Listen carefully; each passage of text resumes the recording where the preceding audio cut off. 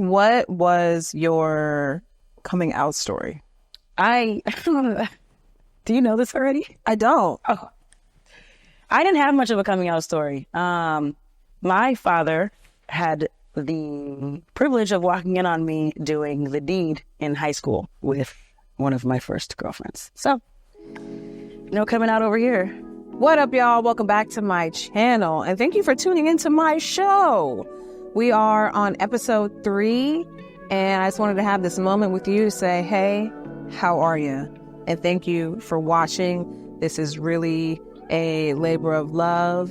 This is a new situation, like this little lighted situation with the perp behind me. This is a whole thing. I feel like that shit that Future drinks. And if you want to support this journey, if you want to support us on this path, Patreon, the link is in the description, all right? And you can donate some ducats to make this little gay girl's heart be on fire and my dreams come true. I would appreciate it. We got a whole team here. Jayden is in here. Brittney is in here. Marcus is in here. There's a lot of people putting their hands on these things too to make them good. Because I want to give you good shit, okay? Y'all already know I'm not here to play with you. All right? The world plays with you enough. I'm just here to entertain you and maybe even get you to think a little bit, which is why I'm very excited for my next guest. You know her as the heartthrob and sweetheart of the Ultimatum Queer Love, which took the world by storm last summer. And now you can see her hosting events. You can see my girl on a panel. She's fine up and down your feed, whether that be from hosting things from, honestly, at your local gay girl party, because sis gets the party jumping. I've partied with this girl, and this girl is a girl that you and I both know and that we both love. Fashionista. Spreading love and light, and really getting us to understand what soft masculinity looks like. She is gentle, she's real, and she's a grown-up Virgo. She's an, what do they call it? Evolved. Thank you, Jade. And she is an evolved Virgo. You love her, you know her, you like her, you want her. Wright, everybody. Y'all heard the intro. I'm here with the icon, Wright. I'm sure you've been sending thirst to the DMs and some more things. How are you, friend? I'm happy to be here with you. I do these semi-often. I'm busy. Yeah. But it's nice to do it with somebody that I care about, somebody that's my friend, my real friend. So I get to just like rest for a second. And, yeah. So how good. And you came out here all in the morning time for us. You came fully fitted with wool pants on at 9 a.m. You can't play with Jade. If you get asked to be on, if you're on Jade's show, you really got to pull it together. Put on your best. Because I'm going to talk about you. And will. I'm going to talk about you. For sure. But as you just said, you're booked, you're out here, you're doing things. Have you grasped how visible you are right now? Because you're kind of everywhere. No, not really. No, it's interesting. I talk about how it's interesting trying to perceive yourself, especially through the lens of like other people. And so many people have their own views of you, and you hear what they say and you're like, well, I see myself this way, but then you see me this way. And then is it true what they're saying? Or is it not true? What is true? Do I need to correct any of these things? Right. And if you're committed to like betterment of self, you do take some of these things and sometimes hyper analyze, like, okay, what does this mean? What does this look like? Is this a reoccurring theme? And then, I don't know, but it's just interesting. It's ever evolving. It's weird. You want to keep your community really close and the people that actually know you, that have always known you. And in new community, you're like even when we linked up, I feel like you saw me right away. We spent time together and we shared things with each other, and it's really nice when building new community, what that looks like also.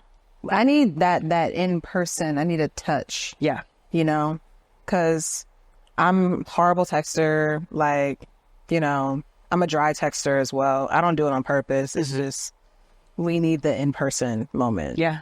And when we met, it was just like, you know how you like, before you meet people, like sometimes you have reservations or sometimes you're like, I don't know what the vibe's going to be. Yeah. Didn't worry about that at all with you. Yeah. We didn't. Yeah. No. It was just like, I feel like we're going to see each other. Yeah. And you had just cut your hair. I did. It was the first day. The first day. Yeah. You were the first person I saw before my girlfriend, before anybody. You were the first person to see me bald-headed. Yeah. Bald-headed and confused over there in West Adams. Yeah. Okay.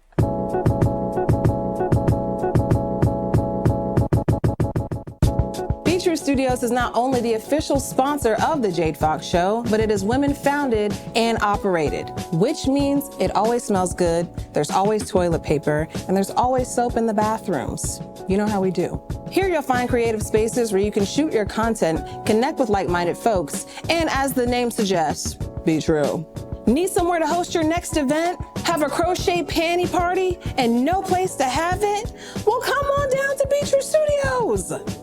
Listen, maybe you need somewhere to shoot your next music video. Maybe you need somewhere to shoot that podcast episode. BTS is just one click away. So click the link in the description to learn more about Be True Studios and for booking. And remember the Be True motto. Feel inspired, get creative, and be true. On with the show. But what's been the most jarring experience you've had since you're famous now? That's such an odd word. You're famous, or you have fame. I have fame. The most jarring is people thinking I have grace for humanity, but people dehumanizing you, and thinking that they have autonomy to your body. People will literally people grab at me, or they have before. So most jarring was I was at a music festival. I'm walking through and this girl just grabs me.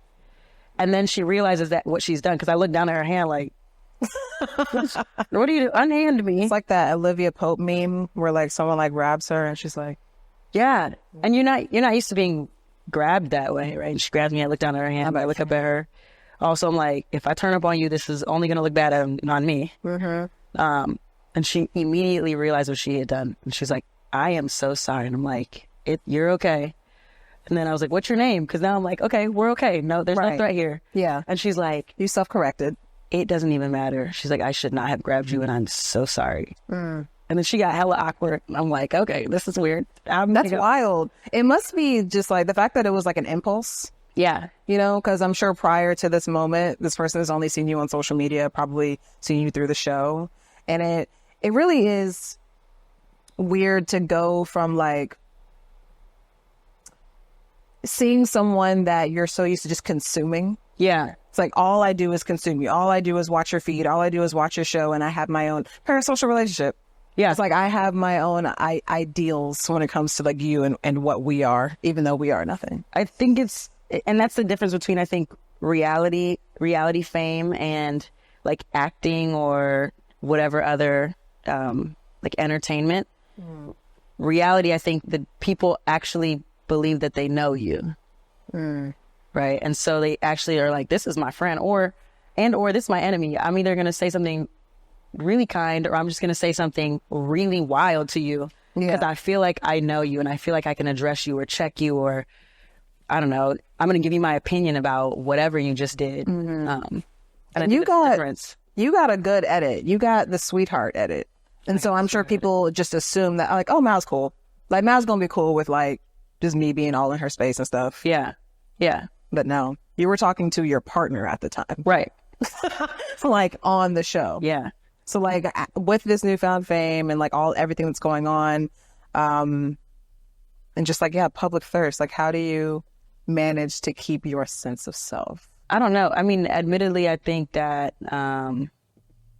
maybe there's some value to work through. Here's a little vulnerability I'm sharing with my friend. Mm-hmm.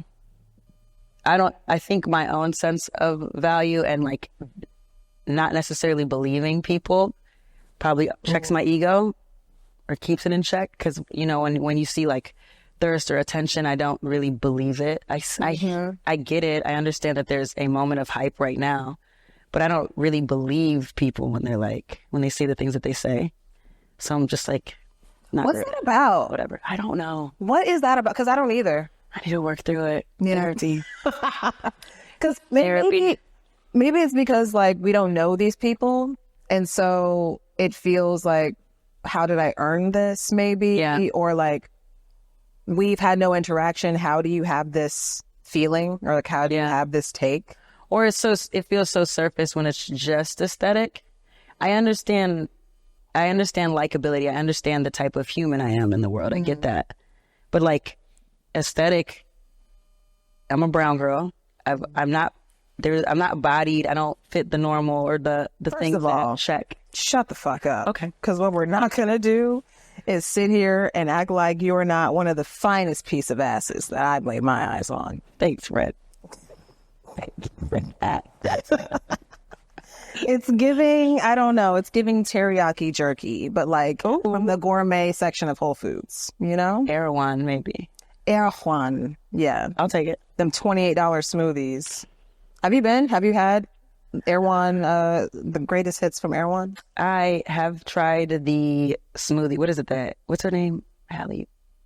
I don't know. It was the little pink smoothie. Mm-hmm. It was good. Yeah. Erewhon's giving me, I don't want to shit on Erewhon. Do it. They're never going to sponsor this. Right. What if they did? Even still. We appreciate it. It's Whole Foods on the Jade Fox show. It's the Whole Foods. It's overrated. I don't think you guys need to go. Fine. I don't think you need to go. Yeah, Hot Bar was not hitting the time that I went. It was extremely expensive. I don't get it. People are buying their merch now, though, which is really interesting to me to see people with like the tote. Yeah. The $100 and something tote. Yeah. It's LA is not a real place. Right. It's not a real place. People like I think one of the first lessons that I learned here was like, no one has a job here. Like no one clocks in anytime, anywhere, but like live in amazing places, like have nice cars, and it's just a bizarre place, and the value system is a bit, skewed. The weather's great. The weather is fantastic. I have one more question about Erewhon. Okay. What is the value going there? I thought like because of the high prices, maybe it keeps people away. I don't know. You get to have like a pleasurable shopping experience, but when I went, it was packed. Mm-hmm. So it's like super trendy now. I couldn't tell you. I think I've been in an Erewhon maybe one time, and I saw like steamed kale for, a fourth of my car payment, and I was like, I don't know what kind of shit y'all got going on up in here. I think it's just maybe organic, locally made stuff. Who knows? Okay. I don't know. I'm going to Trader Joe's. Because Trader Joe's will never fail you. Every time. Trader Joe's is also inflation proof. It is. Yeah. Soft and juicy mangoes. That's the way to my heart. Are those the dried fruits? I can't fuck with the dried fruit. But the soft and juicy. Okay. I'm tripping. I feel like I'm old as hell. No, Jayden likes those. They're so good, right? By myself. Yeah. I just feel like fruit should be wet. Well, yes. And you're right. But the soft and juicies hit different. Okay. It's like astronaut food to me when it's like dried fruit. Yes. But speaking of mangoes, so Jamaican, you're Cuban, Crazy players. island guy. Yeah.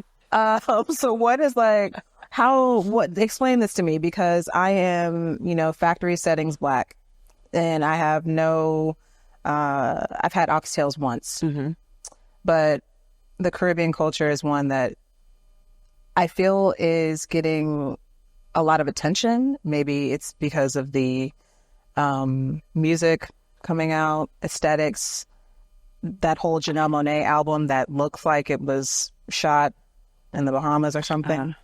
But yeah, explain like what your family is like, because I saw you were posting some stuff like over the holidays. Oh man, when you were home. Well, they're both. My dad is Afro-Cuban, so like there's the Latina experience, but he's also Black. My mom's Jamaican, and they both migrated to this country. My dad fled his country when he was like 23. I don't know. There's a lot around community. I remember my household always being the place where everybody's welcome. Everybody came through. There were people in our house all the time, up until now, and my parents are rather old, and there's always people coming out, friends, family. aunties and uncles who I found out later on in life, they're not my actual aunties and uncles, right? We just call everybody that. Yeah. My mom's always cooking for people. There's always music blasting, be it salsa or reggae. It's always a big mix of culture in my household, and it's always been like that. And my family has always been like the safe haven, if you will, for everybody. And I think I'm very much so the same way. I like to be around my homies and bring people in. You are delightful in a crowd. Thanks, man. You really are delightful in a crowd. Because, like, when we went out to Bonete,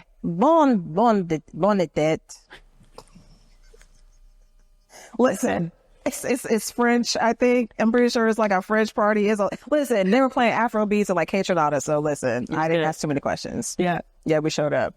But just like seeing you be in community with now, also being like a member, you know, of your community, I see how that you flourish in that type of environment. Thanks, man. Yeah, that was our first time going out. It was. Yeah. And I was this close to not going. I'm glad you came. I'm glad I came too. Yeah. I just need to get out of my own way. Yeah. You know? Because you're a pleasure too. You're a joy. Thank you. You're a good piece. You're like the thread. In communities, we have friends that I think are the thread of communities. And like, without that piece, it kind of breaks apart. So you're really important. Thank you. You're really important.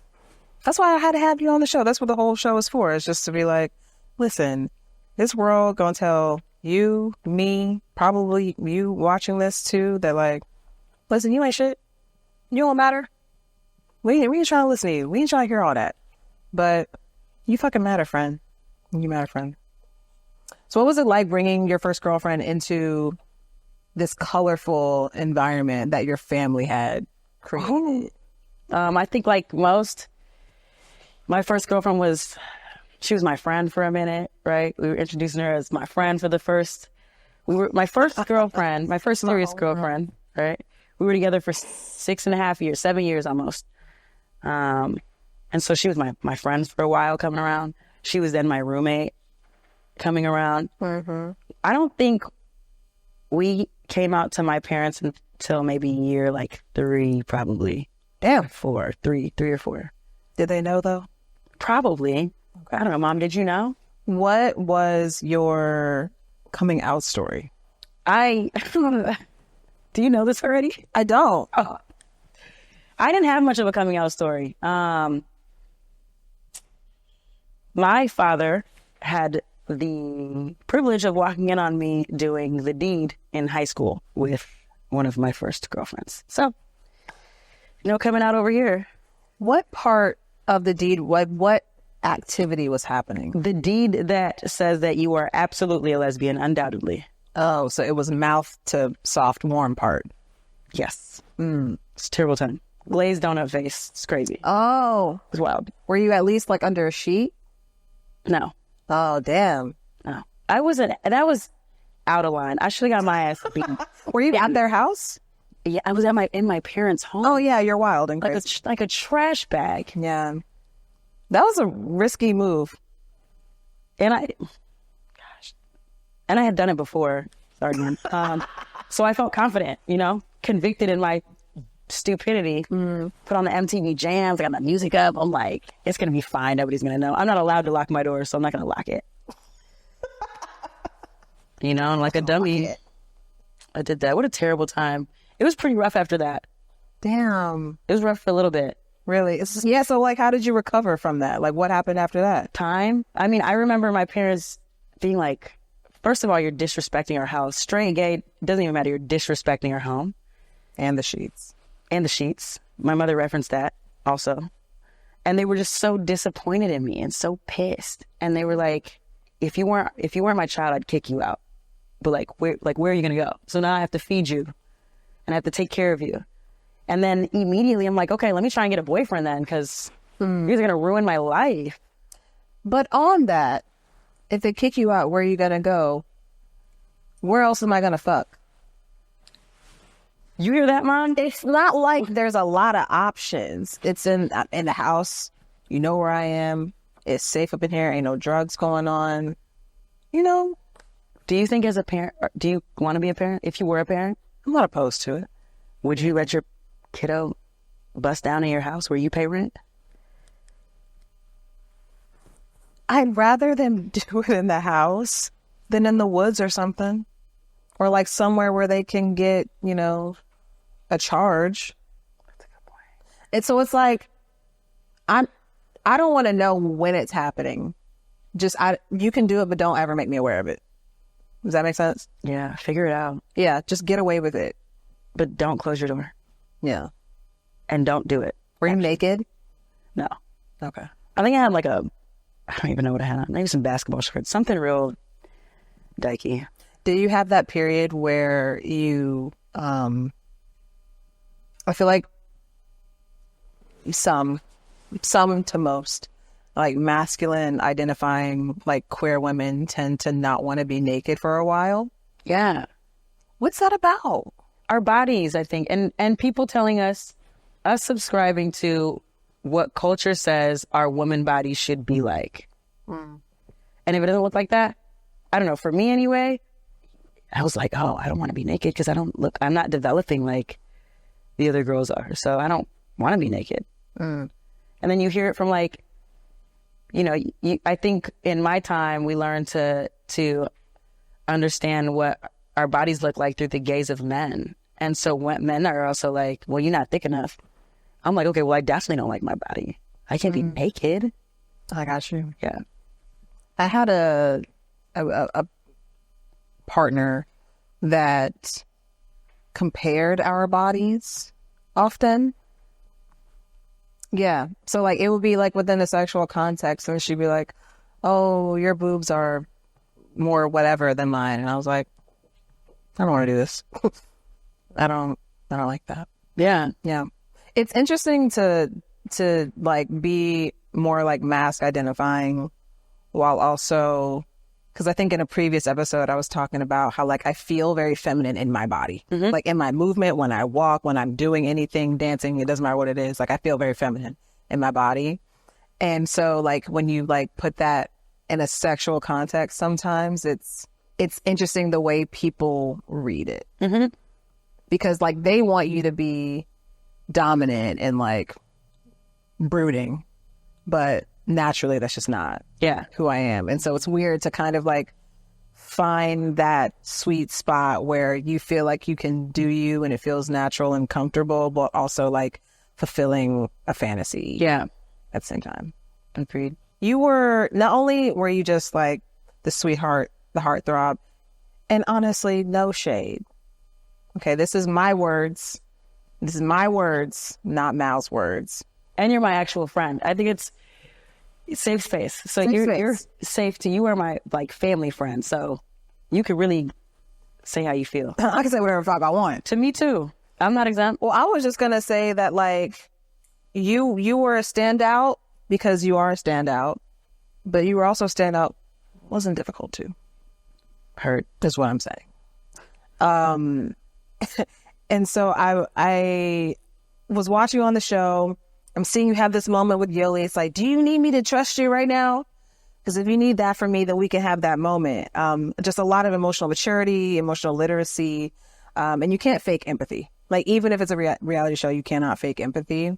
And so I was wondering, have you always been this way? Or was there like a moment when you decided to become this kind of like mature, emotionally intelligent person?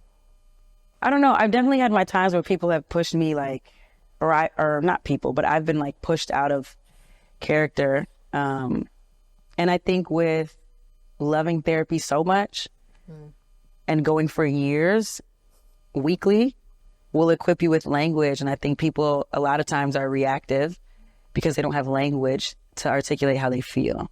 So they explode. Whereas I'm constantly trying to figure out how it is I actually feel, and I'm okay. I've oftentimes felt others, so I'm okay with sitting with like, oh, I feel like this, or I feel insecure about this, or, you know, whatever. So I don't know if I've always been this way. I think empathy has always been probably true to who I am. My mom has been a person that's really drilled into like, you have to put yourself in other people's shoes. You must. That's so interesting. Your parents said that. My parents were, don't trust anybody. That's so interesting. Like, my parents were definitely, you can't trust nobody but yourself. You can only trust your family. Like, do for you because nobody gonna help you. Like, very, like, to isolate yourself is to be powerful. Yeah. And so it's interesting to hear that you have the complete opposite background. Yeah, my mom was definitely my dad worked a lot. He was a VP of a company, so I don't talk about my experience with him often. My mom was really like, you have got to put yourself in other people. She's always reminding us of that. Or I'd be like, we should sue them for this. And she'd be like, why? We don't need anything. Like, why do you think about that? She's always been that person. We had a group home for challenged men who were also white. And I don't know. I just had a different experience in dealing with people at a very young age. I love that. Is that first of all, what sign is your mom? Like, what's your mom's sign? My mom is a Leo. I love us for real. An August one. Yeah. I love us for real. When's her birthday? August. She likes to say she has 2 birthdays. August 2nd, because when she was born in her country, that's when she was born. And then when they made it to the hospital, it was like August 23rd. And the hospital gave her birth certificate on the 23rd. In true Leo fashion, she wants to celebrate both. Period. Acknowledge both the days. As she should. Yeah. What have you, like, what do you want to take from your household or like from what your like parents try to instill from you? Like, what is something that you would want to take into your own family dynamic?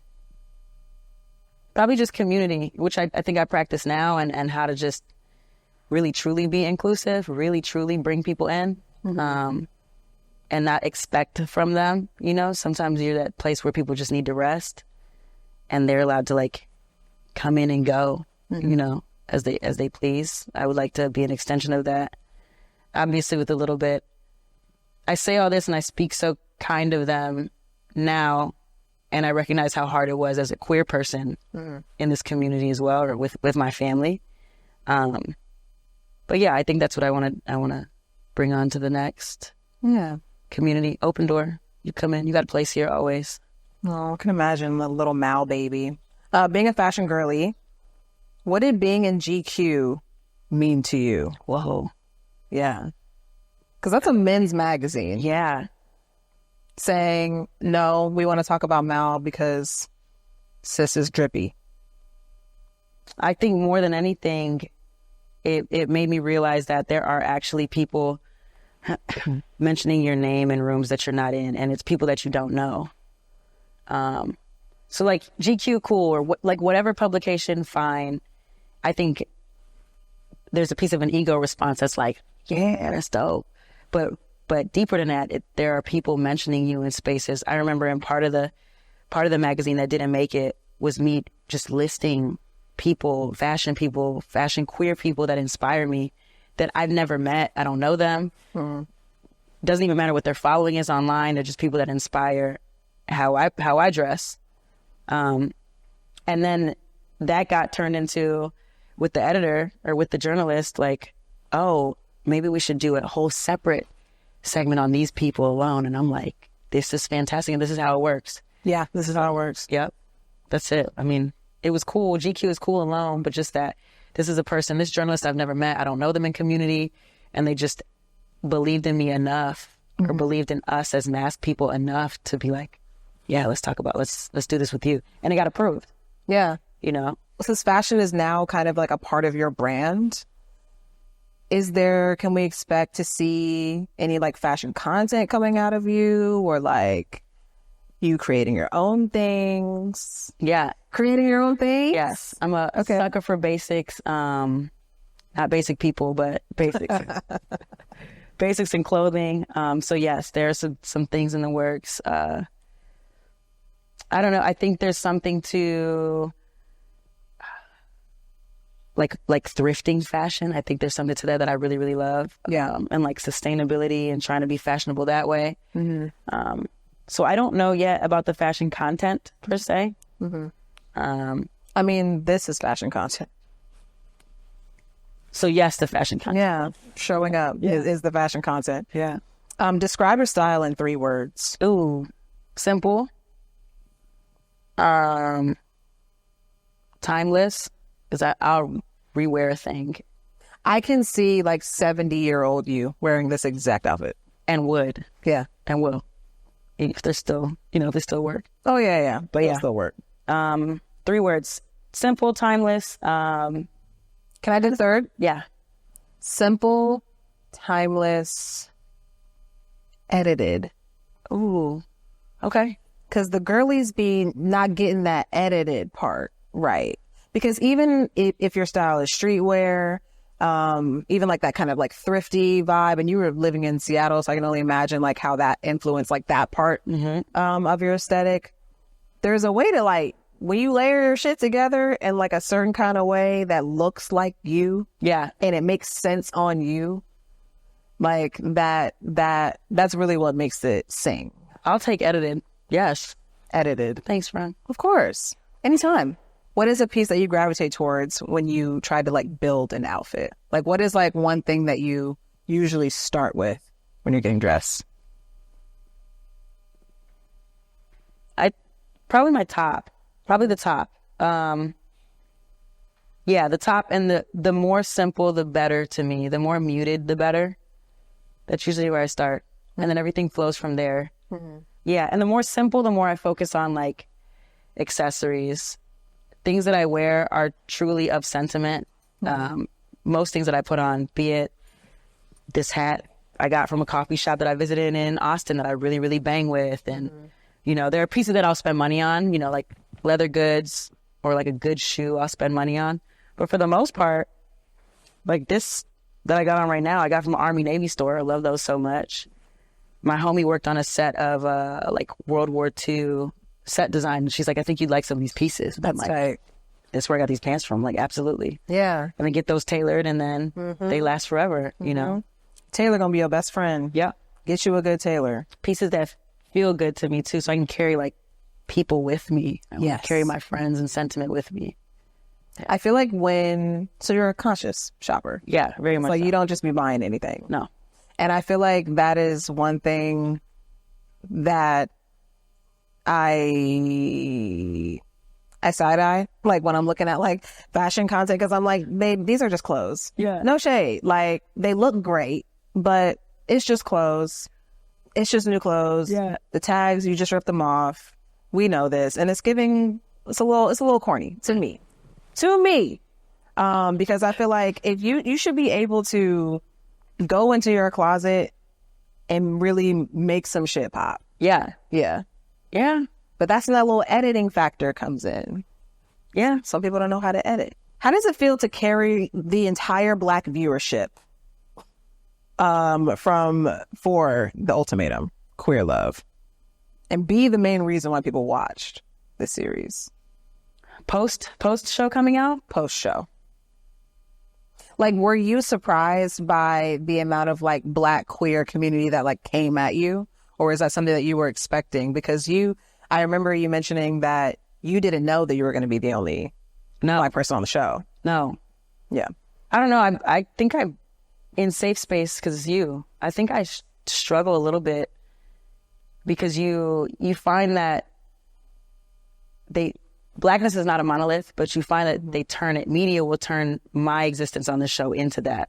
Yeah. And expect me to speak for queer Blackness. And I'm like, no, I can't do that. Mm-hmm. And then also I have, sometimes my own community that's like, well, now I wasn't Black enough, or you held it, but it wasn't an actual representation of whatever type of relationship. And I'm like, or they expect me to answer to why there wasn't more representation. And I'm like, I don't have any control over any of that. Mm-hmm. I showed up, I did a thing, I was under contract. Mm-hmm. Hella times where I was like, this is not, am I learning a lot? Yes. Is this fun? Absolutely not. So I don't know. I'm torn. Do I love it? Yes. Do I hope that there will be more? 1,000%. But it wasn't easy. Yeah. Because what I wanted to do was come back to my community and like lay in and cry on and be held by the people that look like me. Mm-hmm. And I don't know. And sometimes what I have grace for is they don't know that you're hurting or you're crying or what you need until you say it.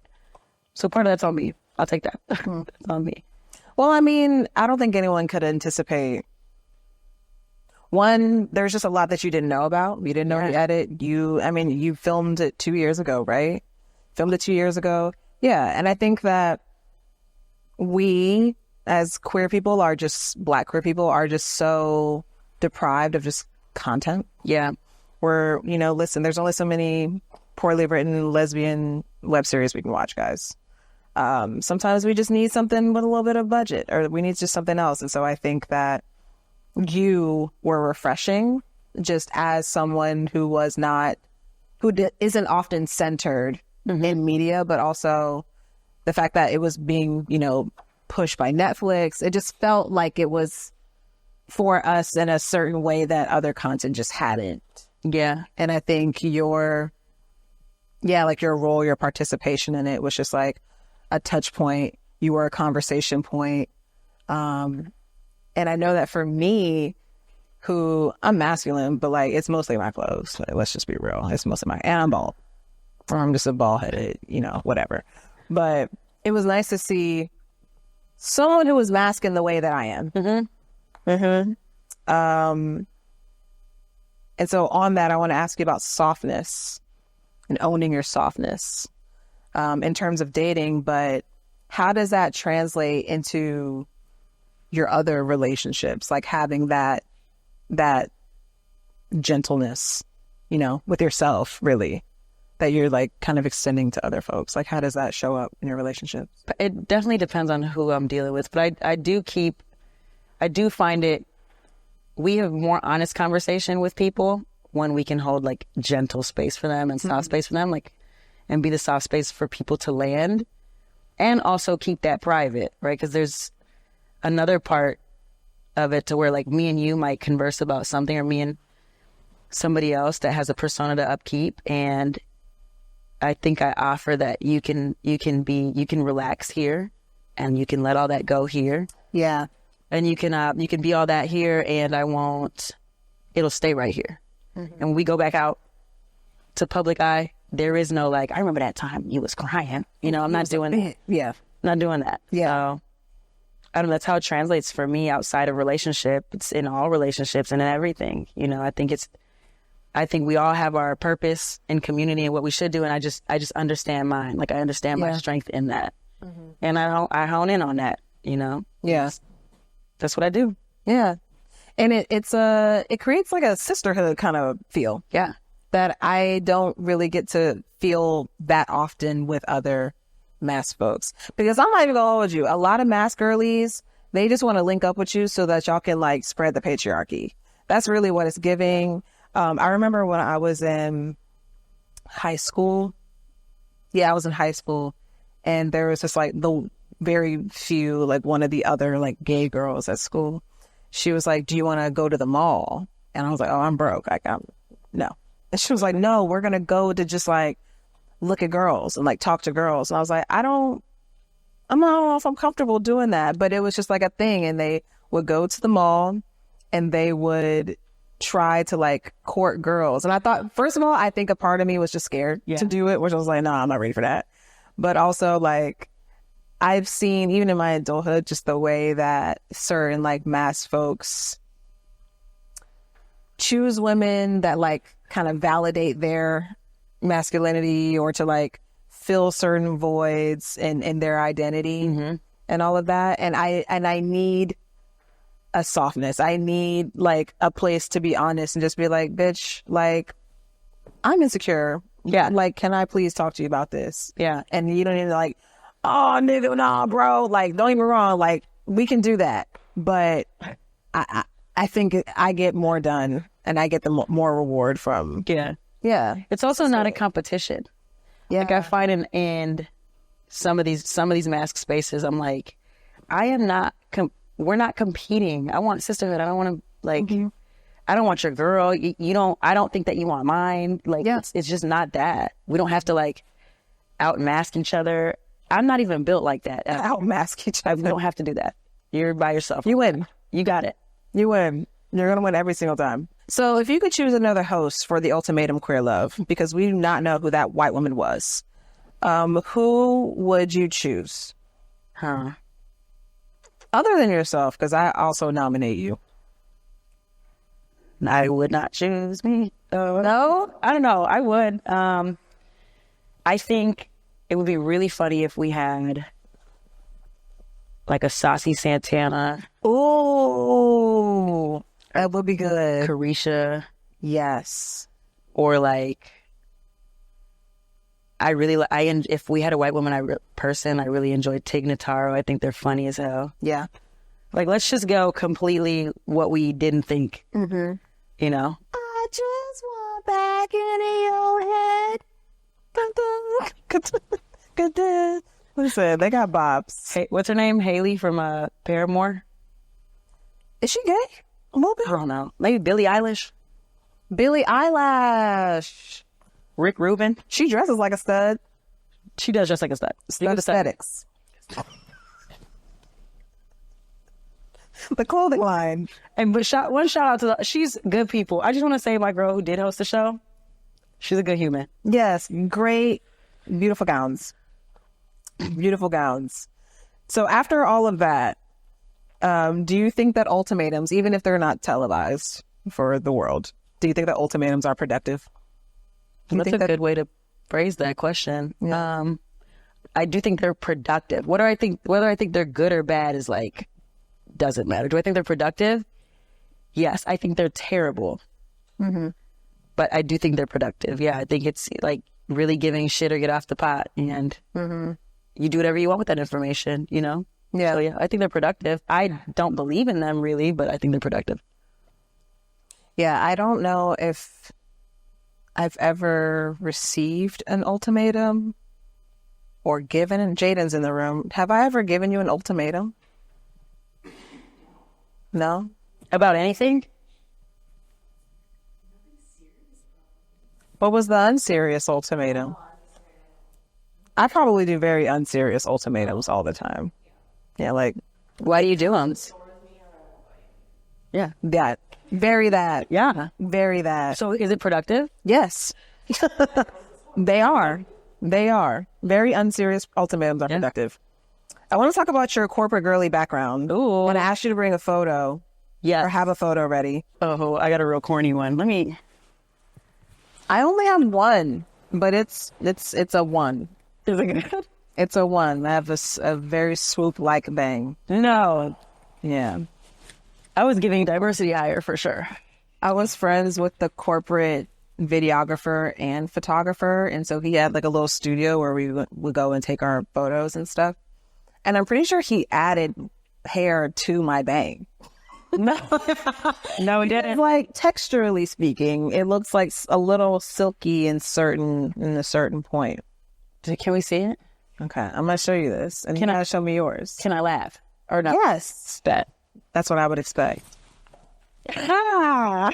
Oh my God! You look like you really have my best interest at heart. And I did.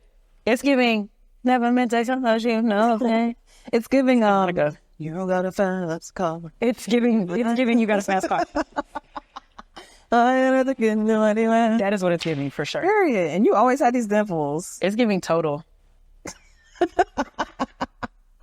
Honestly, even the corporate zip up, because I know that there was a brand name on. I was one for the swag. I always got the I hit the corporate store. Good. None of the, I think so I worked for the government, sort of. Okay. I had a government consulting job. Well, first of all, do you have any, before I even get into that, do you have any notes from my photo? Does this feel like the same person? No. I don't see the transition to, were you always a fashion girly? I'm not saying that because you're not here in this photo. I was an undercover fashion girly for a while, and then honestly, I'm not even gonna hold you until I started making money. Then I could really step into that. Well, the blazer looks tailored. It's a cute Banana Republic. Is this an Oxford underneath? Yes, it's cute, friend. I was giving you very traditional, like you know, Maxine Shaw, attorney at law, pantsuit, Yes. Hillary Clinton with the creased pleat, you know. I feel like I looked older then than I do now, simply because I was cosplaying as like a It's definitely auntie. It's giving auntie, yes. realness. Who has the same friend that comes to Thanksgiving for the last 20 years? Yeah. Yeah. Metallic ballet flats. That's what you had? That's what I had. I had these little Bojangles looking like dress shoes. They were like brown leather with like a navy blue. This was like when I was like in my dapper boy, tomboy. Like this was like the inspo, but I wasn't there yet. Shout outs to Potomac Mills Mall, because y'all really held me down. I really want to change this to my photo for you when we text her. That's okay. We both know what them. You had bangs. I did. It was a whole thing. And it gave a little. Are we going to show this to the people? Yeah. These people have seen this. It was given. Yeah. A little swoopage. The bang, it started to get a little out of control. You're real flexy with the forehead too, because you have the perfect size forehead. Thank you. And the bang is giving like, if I show you my forehead, it's no competition, baby. So It's period. Very much Aaliyah. I like it. But no, you look like if it's my first day of work and I need to get trained, this is who I want my trainer to be. Yes. Hey, welcome to your first day on the job. Going from a corporate setting to an entertainment space. You already knew what you were good at in a corporate world. Coming into the entertainment space, was there anything that you were good at that you were surprised about? Like being in the entertainment space, like has that brought out skills that you didn't know you had? Maybe on the business side of entertainment, you know, I think sometimes there are people there's a talent, and sometimes there's a disconnect between how to communicate with management or, you know, or agencies. And I think the advantage that I have is understanding what questions to ask, and language around it. And I know when like you're bullshitting me, I know, no, you're selling me something that's not real. So I understand that. And I understand how to break up with management amicably. You know, That's a skill. yeah. So it's not like it's not personal, but here's where you playing. I don't like that. I don't like that. I don't like it. Come at me correct. But I think imposter syndrome still exists. Crazy. It existed in corporate. It still exists now. I really don't. I know what it means to work hard. But I don't necessarily understand the strength sometimes. I still don't. Have you had like a gig or a booking where you were feeling that like imposter syndrome more? Like what? I'm surprised to hear you say that. And so I'm trying to understand like what part of, you know, the services that you provide or like the work that you're doing now do you feel an imposter in? I think like I hear when people are like, you could be doing this, but I don't see that for myself. Got you. Really? You think that? I'm like, huh? Or like, what have I done? What, like, To get you to think that. yeah. Do you listen to people in those cases? I try. Like, do you say, I hear you and I accept that? Or is it, I hear you, I will do with that what I want? We're working on the accepting part. I hear you. We're working on accepting. I think that, you know, the season that you're in, it will be good to lean into that. Because you really never know, like, what, like the fruit that can come, you know, from all the different things that you like to do. And I think that imposter syndrome can also happen when something is very easy to you or it's fun. And you're like, well, I can't do this for work, or I can't do this professionally because I'm just fucking around, or like I'm just, you know, kind of doing this casually. But take the easy wins, Yeah. you know? Or I think the thing that's coming up for me often is like, I understand how to meet the moment. I get that. And I do work hard, and I understand that. But then sometimes I think it's like defining the moment and thinking that my impact needs to be larger, thinking that I need to be like, if I'm not changing the world. Like, Oh, I get what you're saying. you know, So I'm just like, is it fun? Yes. Do I enjoy these conversations? 1000%. And I think these are impactful. Mm-hmm. But there are some of them where I'm just like, you know, you get this praise for showing up in a space, and I'm like, what we're talking about is the minimum. Got you. And we're doing a lot of like championing the minimum. There's like real nigga shit going on. Mm-hmm. We're not talking about it. Mm-hmm. Are you tired of people asking you for dating advice? No. Okay. No. I don't get tired of that. You can talk about that all day. Because you kind of like, whether it was intentional or not, you are like a relationship communication, like you are a voice on that topic in a queer space, but also just like, as I mentioned, your take is a bit refreshing. And so I feel like people are really focusing on the way you handle romantic relationships and trying to get guidance from you on that. I don't get tired of that because I don't think I don't deem myself as the guru. Like I don't give myself these titles. Mm-hmm. Me and my friend were doing some like brand development and we coined like, I am the subject matter expert of not being the subject matter expert. Okay. So I can't give you advice on what's best for you, but I can listen to you long enough for you to discern what's actually good for you, right? And help cut away the fat. Like, you don't really need that. This you might want to hold on to. This makes sense. And helping you figure out what's best for you. And nobody has to agree with that, right? There's not like a standard to how people date or make their decisions. You do what makes you feel the most safe and the most seen. Yeah. And like, own that and be okay with it. And we'll champion whatever you say is good for you. Do you feel like ghosting is appropriate? No. Ghosting? Unless somebody's being abusive. If they're being abusive, I think that's different. Right. Well, you're escaping at that point. But ghosting, no. Like say you met someone on an app and you've gone on 3 dates and they were cool. And they're hitting you up about the next one, or they're hitting you up saying, hey, would love to get to know your guts. Like, but you're not into it. Like, how do you, like, do you think that ghosting, not responding, just leaving it where it is, you think that's cool? If somebody told me I would like to get to know your guts, and I didn't, and I really didn't have language, because I don't think ghosting is appropriate, but I do think sometimes it's hard to not only discover, but use your voice in ways that like advocate for you. That's hard. Yes. And so I think sometimes people ghost because they don't know how to use their voice.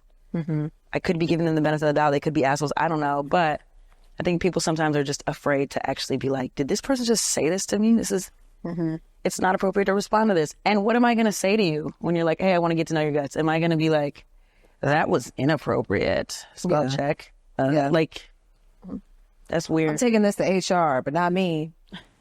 I wanted to ask you this earlier. What is an appropriate amount of time to have the talking phase? I just learned the difference between talking and dating. Oh yeah, because they're different. They are? To me, they're different. Talking is non-exclusive. Meaning like we text, we hang out.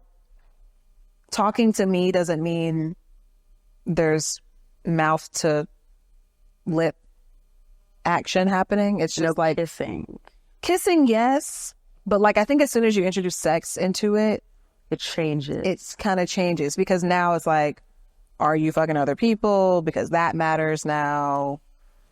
What if you have the talk like, hey, I want to explore sex with you, but I don't know. Don't you think maybe there's just a conversation that shouldn't be had? Oh, absolutely.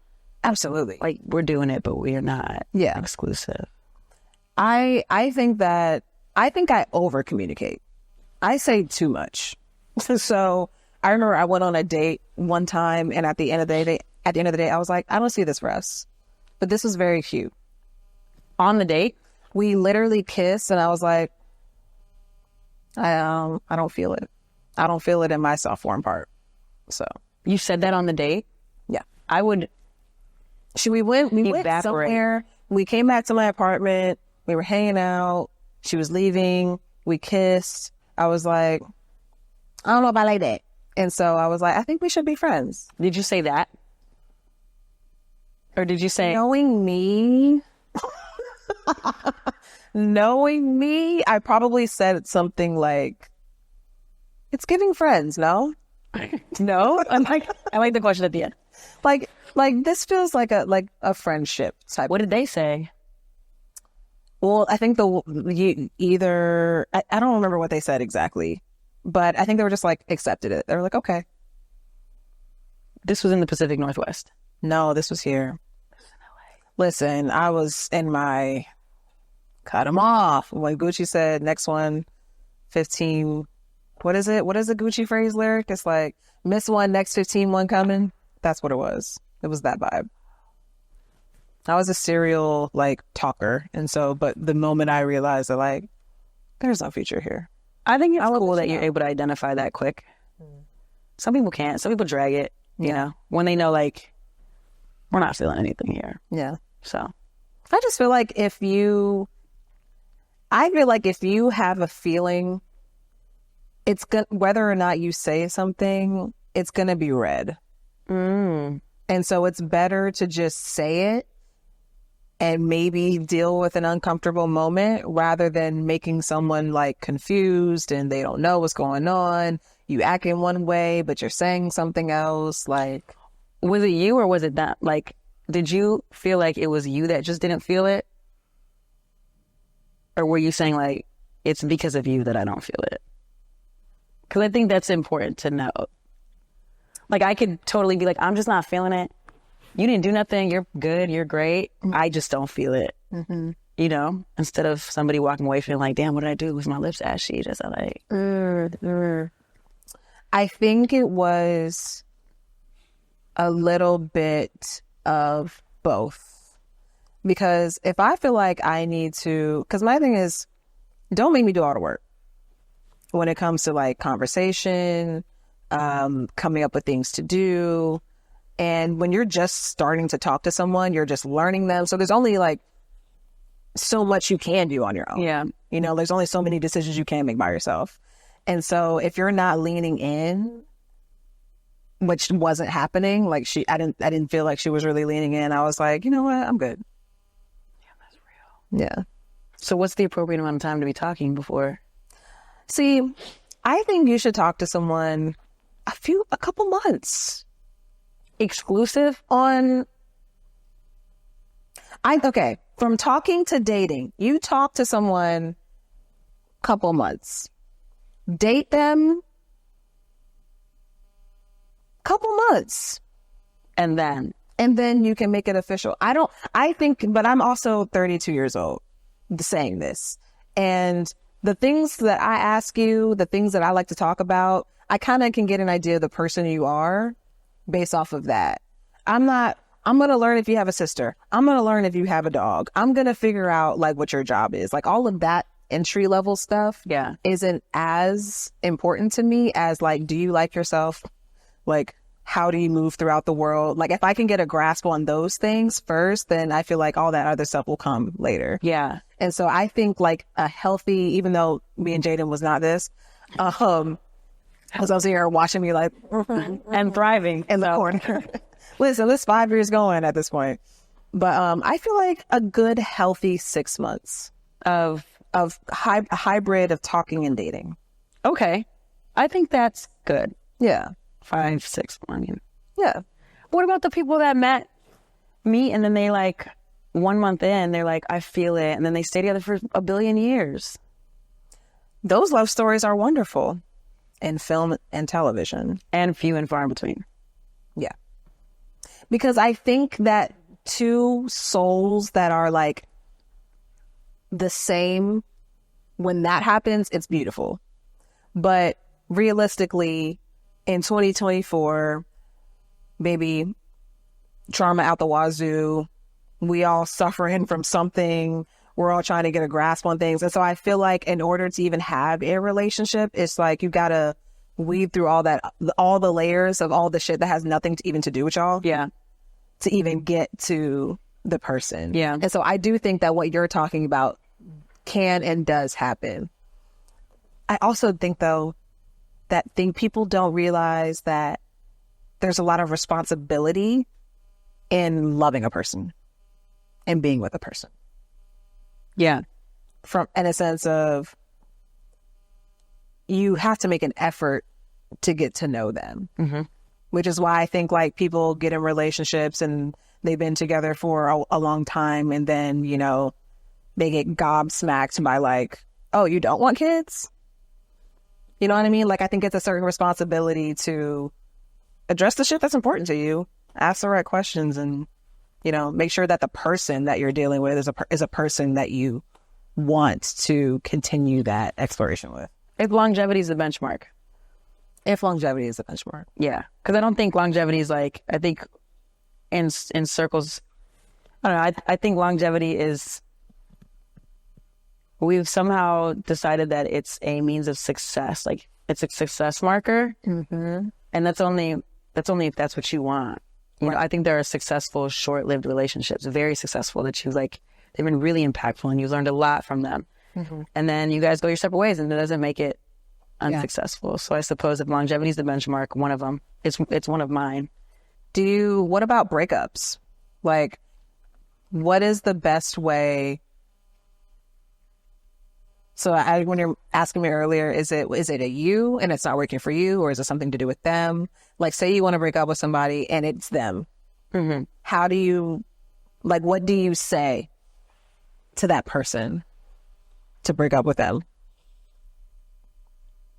I'm trying to think of a real life experience.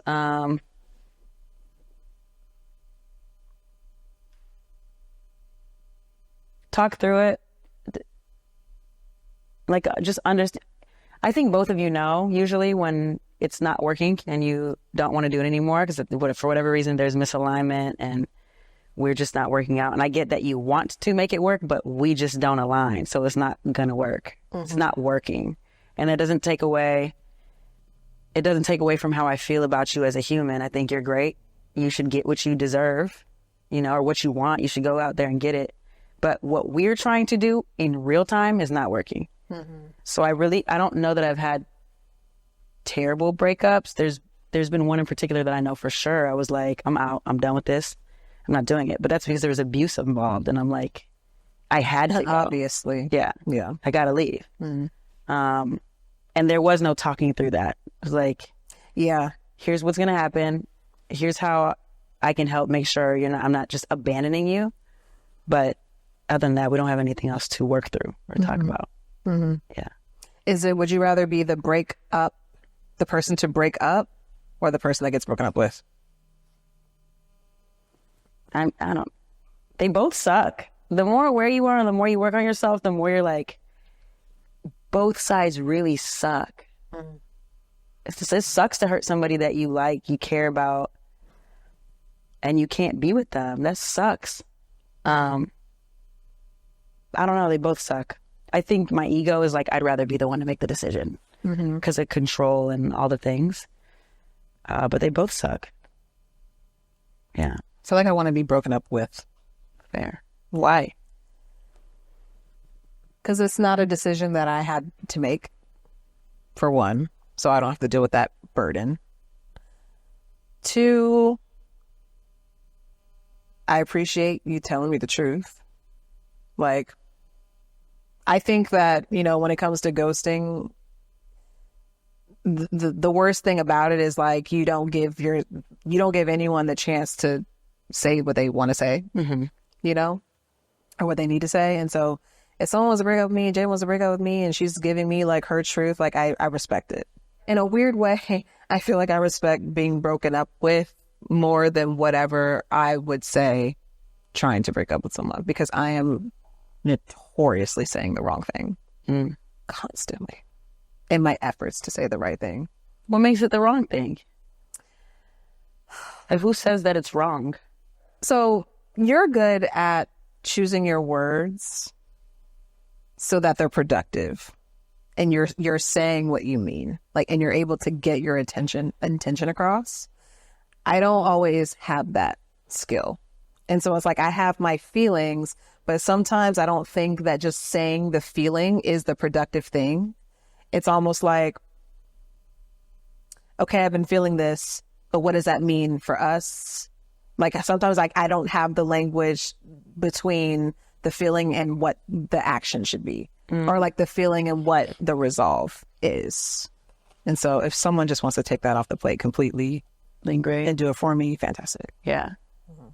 I think I'm hearing you, and then one thing I think that works for me is if I put whatever you're going through, if I give that the power for a second and I put myself beneath that. Like I remember a lot of times in conflict resolve at work, when people were upset, I would sit on the ground and in front of you, right? And then you're sitting on the ground? Yeah. And I'm in a position of leadership. So that immediately, I think in your brain, when you see your boss or whoever's sitting on the ground addressing whatever's going on, you immediately feel like, for whatever reason, like I'm standing over you. I'm in a position of power. Mm-hmm. And it allows us to communicate just a different way, because I'm not trying to overpower you. I can hear you. It's fine. Say what you need to say. Let's give life and light to it. And then we can then I can tell you how I feel or what I need from you or whatever. I just find that putting the person who's going through it in the position of power, maybe I could use better language for this, just helps get to resolve quicker and productive. I don't know. That's my take. Good to know. What is a quality that you possess that you wish others had more of? It's like my favorite question. I think maybe honest curiosity. Honest curiosity. Yeah. Ask questions not to like defend your own point, but really get to like what it is I'm trying to understand when I ask a question. Or question someone's life or their decisions. What is it that I really, really want to know? Like, I find maybe sometimes I think with people that explore or are really curious about people's sexuality, they want to know like what's going on in the bedroom. I think honest curiosity would say, I actually find that thing appealing. And so that's why I'm asking. Because there's something about that appeals to me versus like, that's gay. What are you doing it for? I don't get it. I can't understand it. But you're asking all these questions. Got you. You know? And it's okay. Like, if it appeals to you and it's sparking like, this is interesting, that's okay. And I think that we kind of like walk, like in our walk, we assume that people are going to judge us for things. Yeah. And so it's like we quiet those sides of ourselves and we feel like we don't get the chance to like explore them. And I wish that we felt like we had more agency to do so. Yeah. For everybody. Men included. Everybody. Yeah. Men included. My dad, I remember one day, my dad's like big, muscly dude, bald, beard, drives a motorcycle.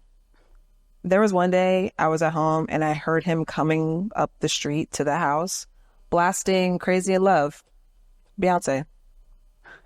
And it was just the juxtaposition of like the leather, the boots, the beard, the whole thing. And then it's just like, yeah. Well, that's deja vu. But like, just like coming up the street. And I was like, I love that she don't give a fuck. Yeah. I love that she don't give a fuck. Cause it's just like, you're still you. Yeah. We still see the manliness of the whole situation, but like, you love a bop. Yeah. And that's fine. That's fine. All right. You ready to play a game? Yep. Let's play a little game. Let's do it. Melissa. Shoot it. So this game's called In or Out. In or out. We're going to come up with a more creative name at some point. Okay. And I'm going to give you a list of things and you tell me in or out. Dinner and movie type dates. So what? Say that again? Dinner and a movie type dates. Dinner and a movie. Out. Out. Well, how long have we been together? Recent. New. It's out. Dinner and a movie? Mm-hmm. It's out for me. Because you can't like talk and... Yeah. Unless we're going to have discourse about the movie. It could be... Unless there's a panel discussion after the movie. Because I need to know what type of films you're into. Because I'm an A24 girly. So if you want to... Then it might be in. And then what kind of dinner are we doing? What kind of dinner do you choose to do? For that? Off like, say it's a second date. Second date. Yeah. What kind of place are you choosing? Probably a really cool, like, immersive place that feels like you're somewhere else. Maybe, I think we could do Thai, probably. Thai is safe. Thai is safe. Do picky eaters turn you off? I'm a picky eater. I myself am the picky eater, I think. You are team chicken tenders. Yes. I am. Carabiners. In. Okay. The granola crunchy lesbian in me? I read an article, and it was like the things that you can't live without. Carabiner. But why the carabiner? Is it just so that you have more real estate in your pocket? That, Or is it just like style, just the aesthetic? well, both, which is why, I can tell you, I'm working on a, like, fine metal carabiner. Okay. Because it can be, it's utility, and it's very much so, like, people that use carabiners or wear them fall into this, like, utility bag, but granola bag, but also, like, functional, and I don't know. I'm obsessed with that aesthetic and that look, so. All right, carabiners. And On my 2024 wish list. Okay, I'm sure the Birkenstock supremacists are very happy for me. Dental dams. See, it's this that we need to get away from, because we laugh in the face of safe sex and it's horrible. But it's literally like an ugly Ziploc that you just like smack. not when we have, what are we asking? If it's in or out? Yeah. In theory, I think it should be in. It should be it. Very much so out. Yeah. Are we buying them? Maybe we need to make like a new one. Like we need to update the Not when we have saran wrap. That feels like a rash, No, it's, an itch. you just, I don't know what you do with it, because I myself have only used a dental dam once because of curiosity. And no, I'm not. I had a partner who was allergic to latex, and that changed things.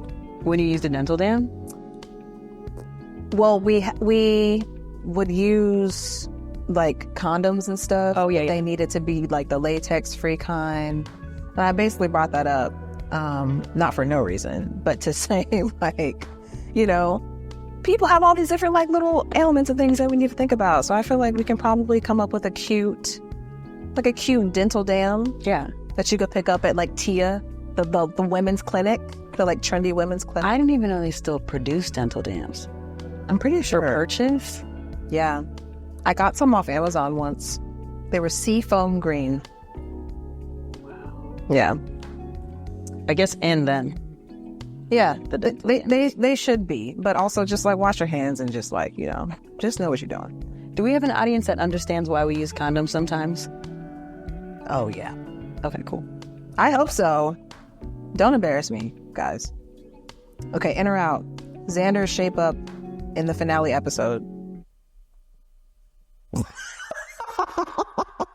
You bitch. Admittedly, I did not see it because I have not watched the last set of episodes. Oh. And I feel like why traumatize myself or trigger myself? That's fair. So I've stayed away from it. So I don't know what it looked like in the last. Okay. All right. Except for when I watched the reunion, or I'm sorry, when we went to film the reunion and we had to consume the entire season in like a certain amount of hours. But even then I was like fast forwarding to certain parts, and I didn't even see the shape up because I was worried about the content. I understand. You know? Yeah, bigger fish to fry. Yeah.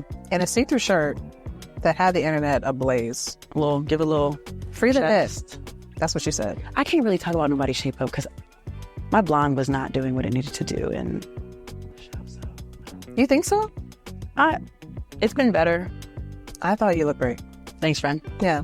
Yeah, don't worry. What was the shape It's all on look your like? head. I'm about to go back and look. It was... It was clean. It was clean. But, you know, we deserve nice haircuts at the very... That's fair. That's hair pulling. When? At when? That's a good question. In a sexual context. In. It. With consent. And desire. Hard launches on social media. Immediately exhausted. I'm so exhausted. Immediately exhausted. I don't think I can answer this. Sure, if it makes you happy, go off and be great, y'all. Okay. I'm here for the way we used to do it back in the day, where you would like take an Instagram story of like their ankle I'm into that. and like not tag them. Yeah. Or it's like you take a selfie, but you're backlit. Yeah. So it's just like two bodies. Yes. Or them in the background. Maybe you're like trolling them. I'm into the hard launch of like trolling your partner. I think that's cute. You like pop up on them. They show up. They're doing their own thing. But like the like, this is us now. We're together. Most people don't care. It's really that. It's really that. Most people don't care. Yeah, we don't. Like, it's not worth the marketing dollars. No. But what's the value add? Like, are you all teaching me recipes? Are you guys showing me your couples therapy? Because couples therapy, that show's a hit. Yeah, it was. Ooh. What are y'all showing me? Yeah. I love the families. I love seeing queer family representation. They're going to show your in vitro journey. Love it. We can do that. Maybe even fashion inspo couples sometimes. Fashion couples kind of like Cringe you? they're cringy. This shit right here? It's just like, you care a lot. Mm-hmm. And it gives me like, are y'all having fun? There is a couple, I do like the queer fashion couples, or well, anybody really, who like put on each other's clothing and style it different. Yes. Yeah, I'm here for that. But just regular y'all together, very few of us care. We up in here. It's like, girl, we do not care. Yeah. Men having podcasts. Because I'm also very much so a girl's guy, a boy's girl. I get you. I bang with like really good. Playing like flag football with the boys. I love our good guys, like our good brothers that really love us and really like pour life into us and understand us, or try to. Yeah. Protect them. So we can say it's in. For some of them. Yeah. We can say it's It's kind of in. I don't know. Yeah. Up for debate. 1 foot in, 1 foot out. Lowercase n. Cargo pants. I And. won't take that personally. And. Holding hands while sitting on the same side of the booth at a restaurant. The lover girl in me says in. Holding hands? Yeah. How we gonna eat? That's a good question. But like in between. Like a little graze? Just like a little like like it's you're in. Is it not in? for this is an episode of Film with my girlfriend in the room. The thing is like there needs to be some like room when you hold hands. You know what I mean? Oh, you can't just like we're like this. Like we're like this. I have long arms, so often I'll have like a raptor arm, and I think it feels and looks very weird. Arthritis in the making. That's not wild. Yeah, it's not good for lumbar probably. Mm-hmm. So like I like we can do it, or like a hand on the kneecap. That's cute. That. Yeah, or like a little grazing. I'm a grazer. I'm one of these people. Like I'm just like, wow, that. Yeah, you can do that. So we're not doing a full this. No, that's true. That's out. Full engaged. Like that's too much. That's too much. Out. Stop doing it. Yeah. Let the hand go. Let it go. Just eat. Enjoy your food. Filters on selfies. What kind of filter? I love the beard filter. You do love the beard filter. So much. I love the filter on Instagram where it's got like arms coming out of your head. Yeah. And then like juggling your heads, like baby heads. I like that one. But do you mean like beauty filters? I'm talking about like OG Snapchat filters, like where it just looks like you dipped the photo in iced tea. I'm talking like lash extensions with...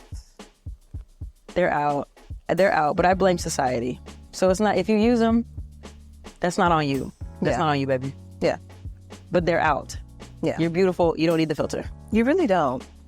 It's crazy because like I feel like we went from hella filters, hella edited, hella curated, to now it's like no effort.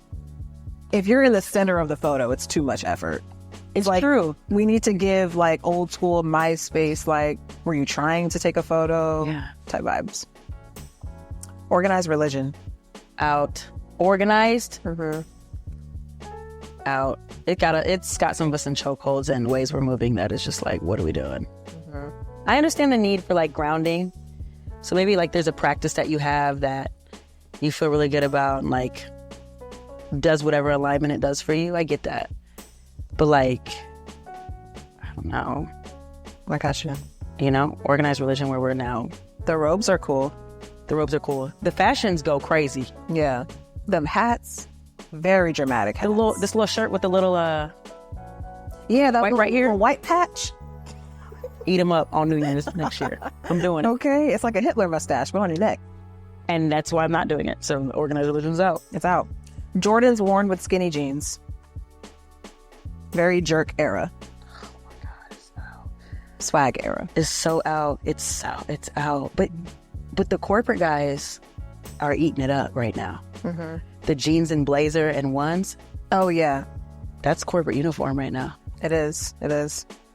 Also, are you sneakerhead? A little bit. I like sneakers. I wouldn't call myself a sneakerhead. I've been to sneakers. Anything that's not an OG colorway, I'm kind of like, no. Okay. I feel you on that one. Any sneaker or just like the classics? I think if you're going to do Jordans, this could be me, but I think Jordans over a certain age, and you just get any color, so you can just sit it down. Just stop. I get that. I understand that. I see that in my head. The image doesn't translate well. I don't think. Also, the matchy. The matchy, like if you have like, I'm trying to think, what are they called? Hirachis or something? It doesn't matter what they call it. But if you have like blue and pink shoes, and then you got on a blue and pink shirt, and then a blue and pink hat, we get it. You see color. But we don't need to see that much. Yeah. Stud on stud. I don't know. Go for it. Super in. Be great. Get in there. Do it.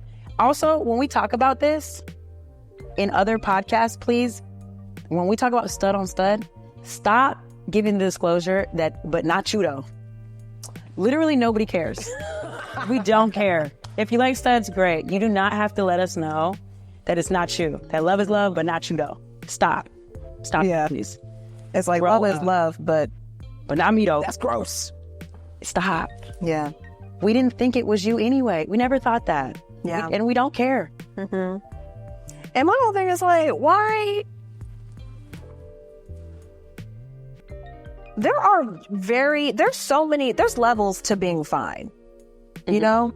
Like you can be pretty, you can be sexy, you can be edited, you can have like that 90s type of fine. And so just because someone's a stud don't mean that there isn't a stud that aligns with the type of fine that you're looking for. So don't rule them out. That part. Don't rule them out. And let's be honest, studs got jobs.